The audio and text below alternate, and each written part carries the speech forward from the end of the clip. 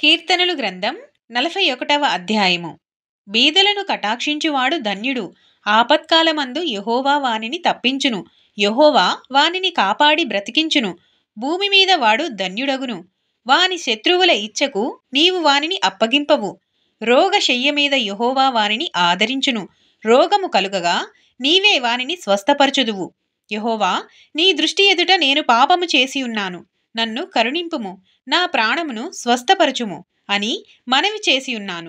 అయితే నా శత్రువులు నా విషయమై చెడ్డ మాటలాడుచున్నారు. వాడు ఎప్పుడు చచ్చును, వాని పేరు ఎప్పుడు మాసిపోవును అని చెప్పుకొనుచున్నారు. ఒకడు నన్ను చూడవచ్చిన ఎడల వాడు అబద్ధమాడును. వాని హృదయము పాపమును పోగు చేసి కొనుచున్నది. వాడు బయలువెళ్ళి వీధిలో దాని పలుకుచున్నాడు.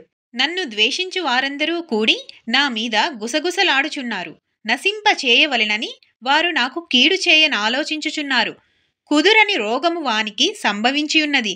వాడు ఈ పడక విడిచి తిరిగి లేవడని చెప్పుకొనుచున్నారు. నేను నమ్ముకొనిన నా విహితుడు నా ఇంట భోజనము చేసినవాడు నన్ను తన్నుటకై తన మడిమెనెత్తెను. యెహోవా, నన్ను కరుణించి లేవనెత్తుము.